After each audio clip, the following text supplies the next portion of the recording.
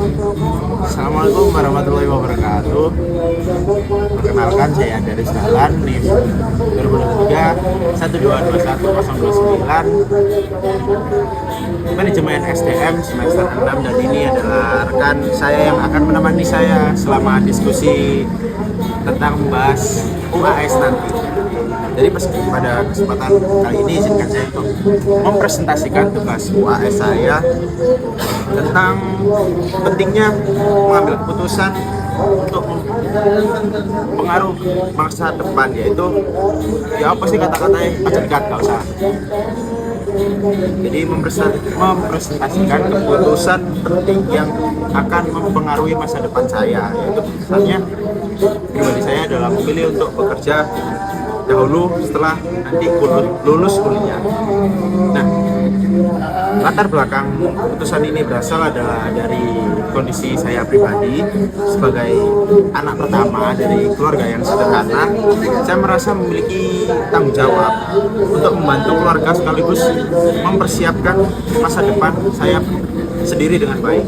Oleh karena itu saya mempertimbangkan keputusan ini secara rasional, bukan berdasarkan keinginan semata. Dan saya memiliki 3 alternatif keputusan. Alternatif pertama adalah bekerja setelah lulus, alternatif kedua adalah merintis usaha, dan alternatif yang ketiga yaitu melanjutkan studi S2.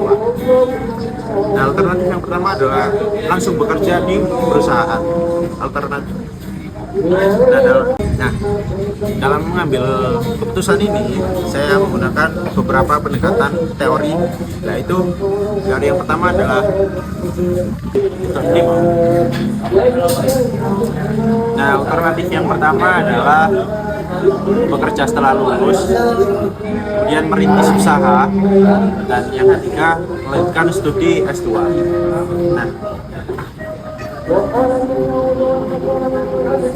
Nah,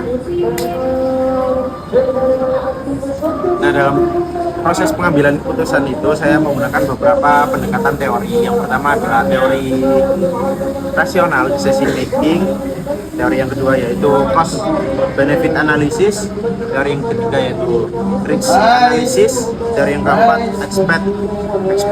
expect utility, teori yang kelima opportunity cost, teori yang keenam audit rationality, dan teori yang terakhir adalah analisis SWOT. Nah, berdasarkan teori-teori tadi, saya memutuskan bahwa saya memilih bekerja terlebih dahulu merupakan pilihan yang paling rasional. Karena dengan bekerja saya dapat memperoleh pengalaman kerja, meningkatkan kompetensi, dan memiliki penghasilan yang stabil, juga membantu keluarga dalam segi finansial, serta membantu fondasi yang lebih kuat sebelum melanjutkan studi ataupun memperintis usaha nanti. Nah, saya menyadari bahwasanya keputusan ini itu pasti memiliki resiko, seperti persaingan di dunia kerja atau kemungkinan pekerjaan yang tidak sesuai dengan bidang. Namun dari resiko-resiko tersebut dapat saya kurangi dengan terus meningkatkan keterampilan, memperluas relasi, mengikuti pelatihan-pelatihan, dan melakukan evaluasi secara berkala. Nah, sebagai bentuk komitmen terhadap keputusan ini, saya telah menyusun beberapa rencana aksi, yaitu menentukan bidang pekerjaan yang sesuai, meningkatkan kemampuan komunikasi dan profesionalisme, dan mencari pengalaman melalui organisasi ataupun magang, menabung untuk masa depan, menjaga kesehatan, juga tidak kalah penting ya menjaga kesehatan, serta terus mengembangkan kemampuan diri. Nah, ketika kondisi finansial dan pengalaman saya sudah lebih baik, saya berencana melanjutkan studi S2 ataupun merintis usaha itu. Nah, melalui proses ini saya belajar bahwa keputusan terbaik bukanlah keputusan yang paling besar, melainkan keputusan yang paling sesuai dengan kondisi, kemampuan, dan tujuan hidup kita. Saya percaya bahwa langkah kecil yang dilakukan secara konsisten akan menjadi fondasi bagi keberhasilan yang lebih besar di masa depan. Terima kasih. Mungkin lanjut ke sesi diskusi. Nah, Dasar keputusan saya untuk mengambil bekerja terlebih dahulu setelah lulus itu karena pertama saya ingin membangun pengalaman, kedua saya ingin menstabilkan dulu finansial pribadi saya, kemudian ada kompetensi yang sebelumnya patut dipertimbangkan, yaitu melanjutkan S2 maupun membangun usaha nanti setelah lulus. Jadi aku mau dibawa begitu. iya, kan itu apa tuh kayak ini, Cuk? Ya, terus bis. Gak usah diedit. Terus apa mana? Manual. Nah, tadi kan udah dijelasin ya, kalau berdasarkan dari teori rasional decision making gimana? Nah, kalau dari teori rasional decision making itu menjelaskan bahwasanya teorinya itu menjelaskan bahwasanya seseorang itu harus melakukan beberapa tahapan dalam mengambil keputusan. Yang pertama, identifikasi masalah. Yang kedua, kita mengumpulkan informasi. Yang ketiga, kita menentukan alternatif. Yang keempat, kita mengevaluasi setiap alternatif yang kita miliki. Yang kelima, memilih dari alternatif itu yang terbaik yang mana. Dan yang terakhir, mengevaluasi hasil dari keputusan kita. Nah, kemudian saya telah melakukan seluruh step-step itu, dan masalah utamanya adalah menentukan langkah pertama saya setelah lulus. Nah, alternatif yang saya miliki kan ada 3: bekerja setelah lulus, merintis usaha, dan yang terakhir melanjutkan studi S2. Nah, setelah saya mengevaluasi ketiga alternatif tersebut, mulai dari manfaat, resiko, biaya, dan peluang dari setiap alternatif, nah, pilihan bekerja itu adalah alternatif yang paling rasional karena memberikan manfaat paling besar dan memiliki tingkat resiko yang masih dapat saya kendalikan. Gitu.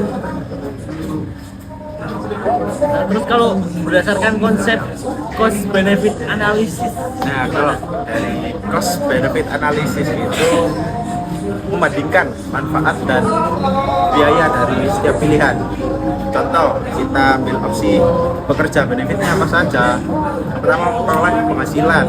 Kedua, memperoleh pengalaman kerja. Ketiga, meningkatkan kompetensi kita. Dan yang keempat, memperluas relasi profesional kita.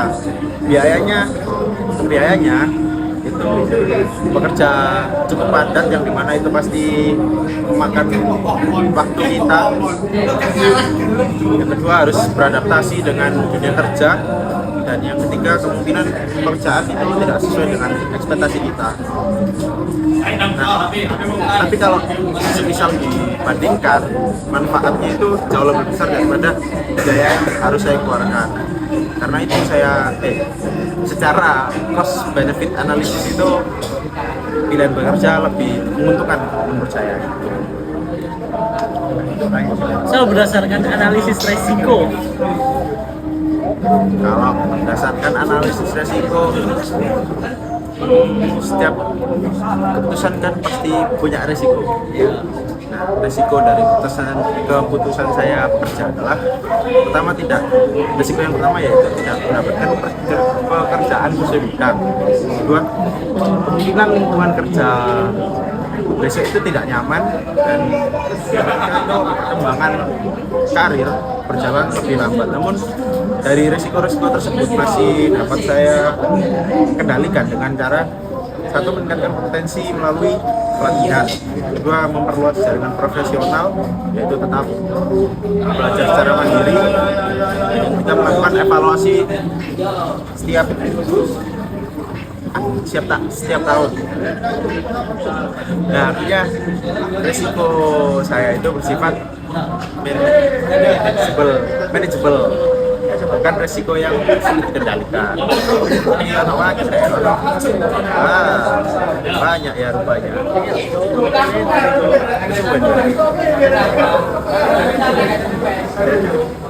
Pos. Nah, masnya itu kenapa nggak memilih usaha? Nah, bukannya menolak dunia bisnis, tapi saya hanya menilai bahwa kondisi saya itu masih membutuhkan pengalaman, masih membutuhkan relasi, dan juga masih butuh menstabilkan keuangan saya pribadi terlebih dahulu. Jadi harapannya dengan pilihan saya yaitu bekerja terlebih dahulu itu dapat mempelajari sistem perusahaannya, manajemen SDM-nya itu bagaimana, kepemimpinannya itu bagaimana, dan juga pengelolaan bisnis secara langsung. Jadi nantinya ketika nanti membangun usaha, saya itu memiliki bekal yang lebih kuat sehingga risiko kegagalan dari usaha saya itu lebih kecil. Itu mas. Terus dari awal Mas jelasin itu mengapa nggak langsung S2 aja juga? Kalau S2 langsung itu menurut saya itu investasi jangka panjang. Nah, namun investasi yang baik itu harus dilakukan pada waktu yang tepat. Nah, saat ini kan saya lebih membutuhkan pengalaman praktis dibanding pengetahuan akademik tambahan.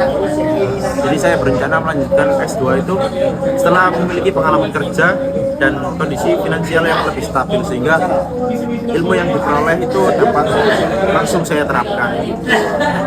Nah, kesimpulannya Apa tuh kesimpulannya tuh? nah kesimpulannya ya mas ya, jadi melalui beberapa pendekatan teori pengambilan keputusan seperti rasional decision making, cost benefit analysis, risk analysis, expert utility theory, opportunity cost, bounded rationality, dan analisis SWOT, itu saya menyimpulkan bahwa keputusan untuk bekerja terlebih dahulu itu merupakan keputusan yang paling rasional yang sesuai dengan kondisi saya saat ini.